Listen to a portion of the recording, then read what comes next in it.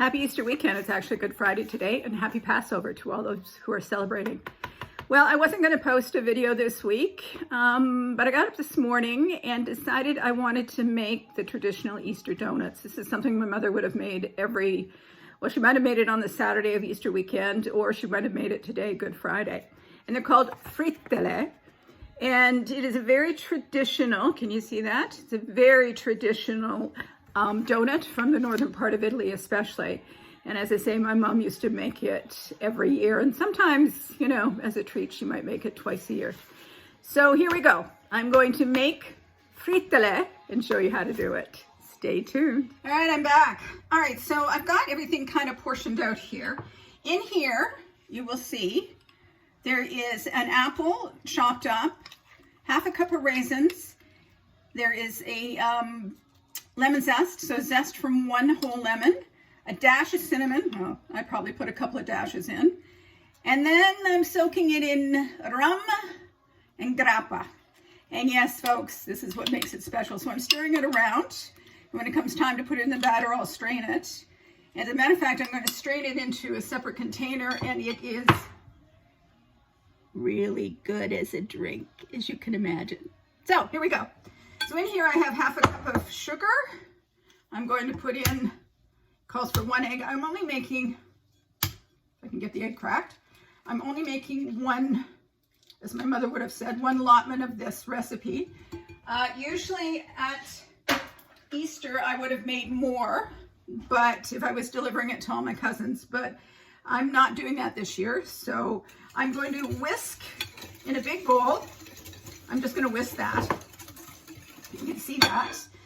And here's the rest of the ingredients. There is 2 cups of flour, 2 teaspoons of baking powder, a 1/4 teaspoon of salt. And that's, the recipe calls for half a teaspoon of salt, but because I use sea salt, I use less. There is 1 cup of sour cream. You can use buttermilk. You can use regular milk if you want. So what I'm going to do is I'm going to get this mixture all creamed up and really fluffy.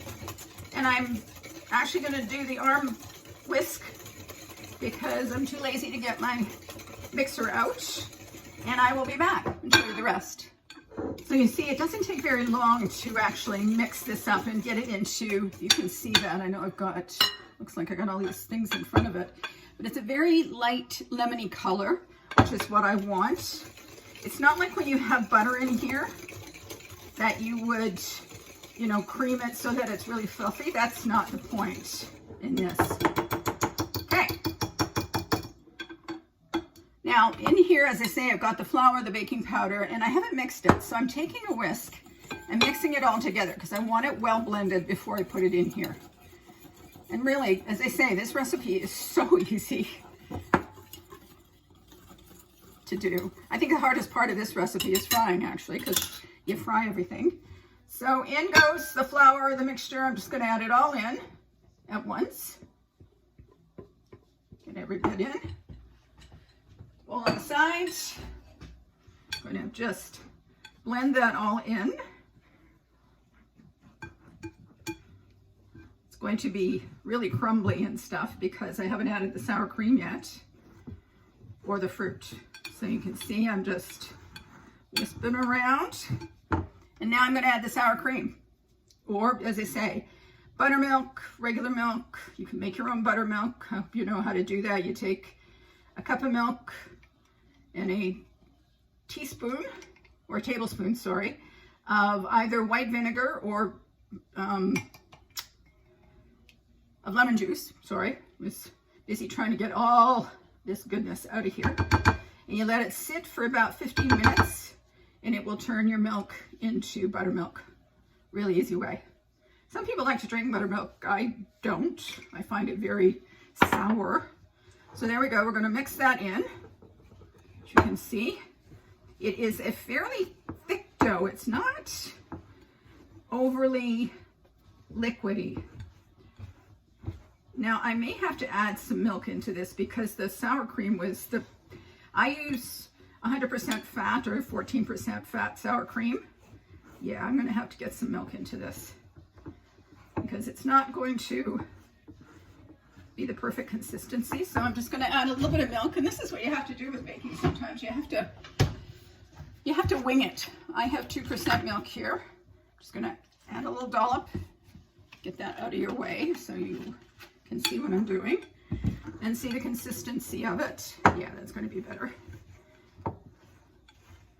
That is going to be better. It's still a little dry, actually. It's interesting how sometimes with the milk it makes it better. It makes it easier to mix. But if you can see there, I have a lot of still flour at the bottom. So again, I'm going to add a little bit of milk. I'm not going to add too much because once I add the raisins and the fruit and the apple, it's going to loosen up as well. Yeah, that's better. Much better. So as I say, really the difficult part of this is basically getting the dough consistency right.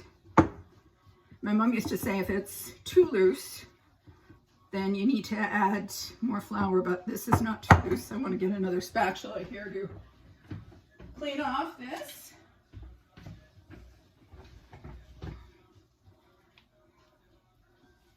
Just kind of get it all in there.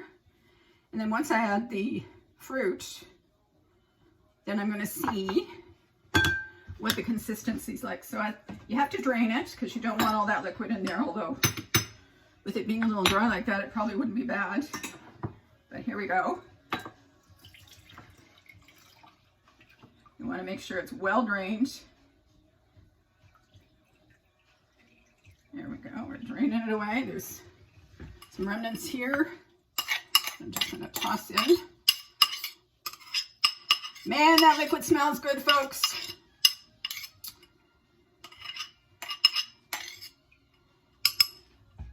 Yeah, see it's still dripping a little bit. I'm going to shake her, make sure that we get all that liquid out.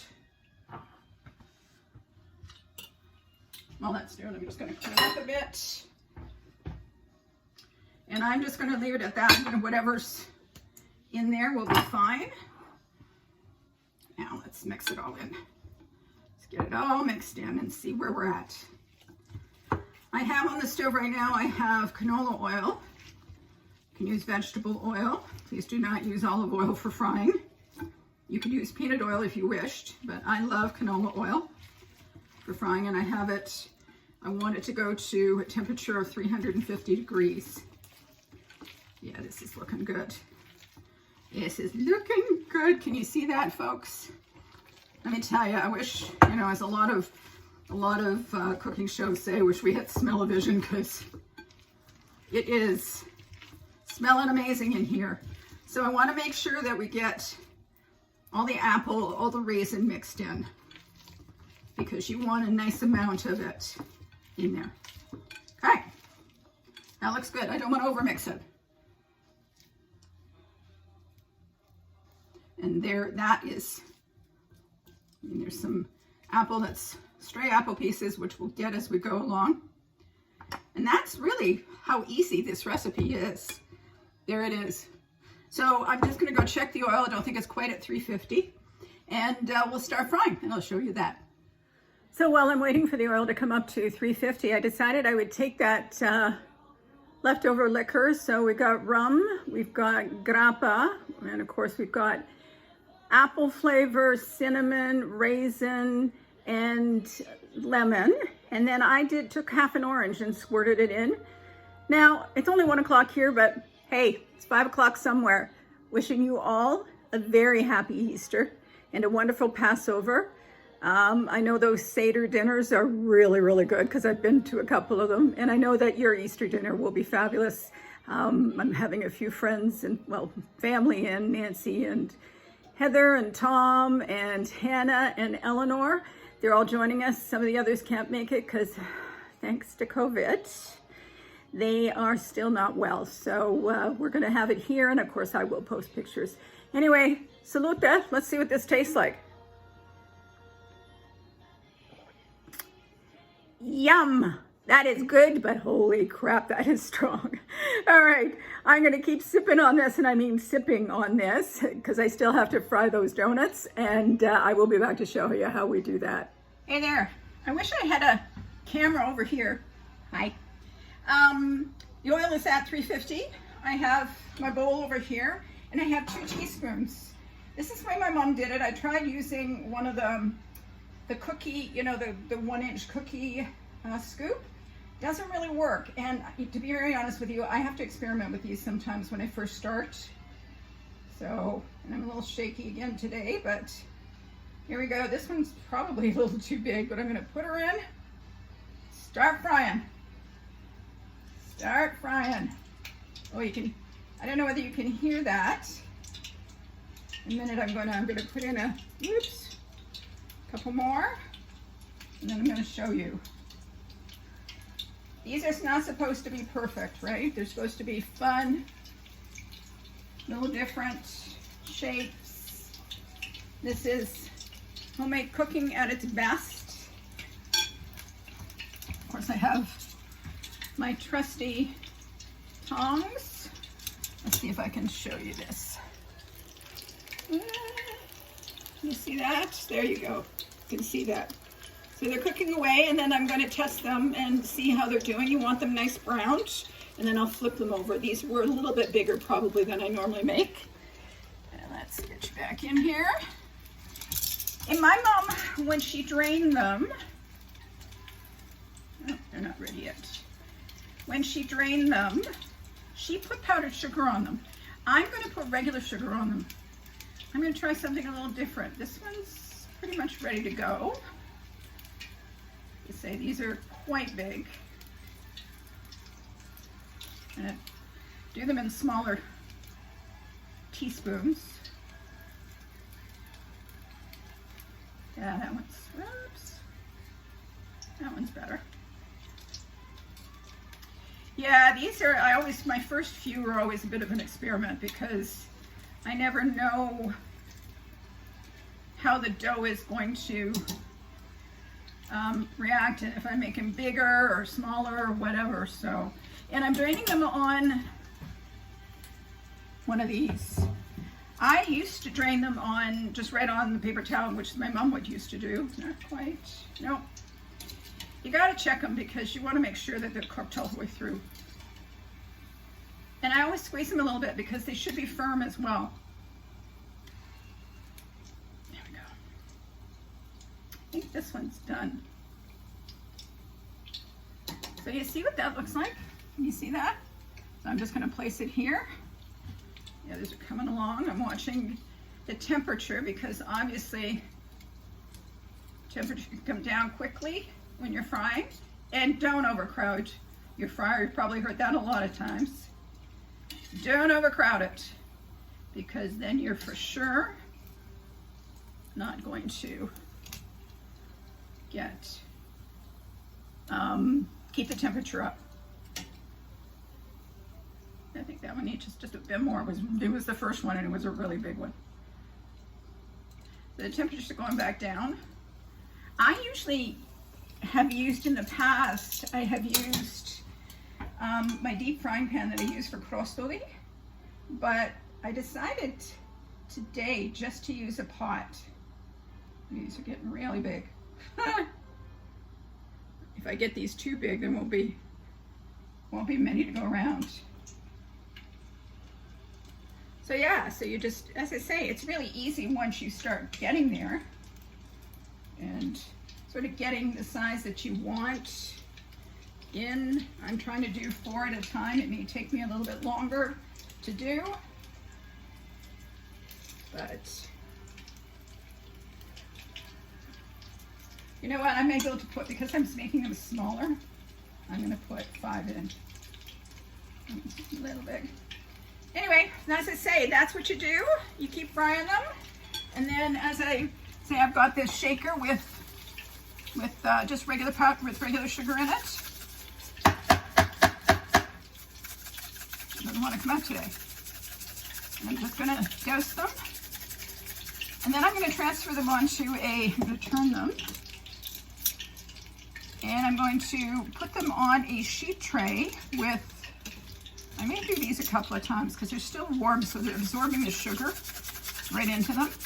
I'm going to put them in on a sheet tray, and then I probably will dust them with sugar again.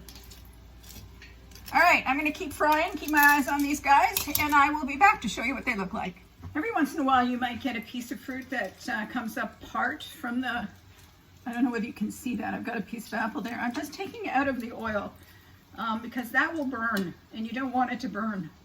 And it would, you know, probably add, I don't know whether this is true or not, but it would probably add some flavor to the oil, and I don't want to do that. So just a quick tip. These are actually cooking a little faster. I'm actually trying to make them a little smaller. I've been making them a little bigger. But I will see you shortly when I eat them, along with that little liqueur treat. See you in a bit. Okay, they're done. Now, while I was frying them, I could hear my mother saying they're too big and you're cooking them too long. And I gave in to the powdered sugar, folks. I realized she was right. You know, most of the time mums are. And I'm about to take my first bite. I have not cheated. I waited to share this with you. So here we go.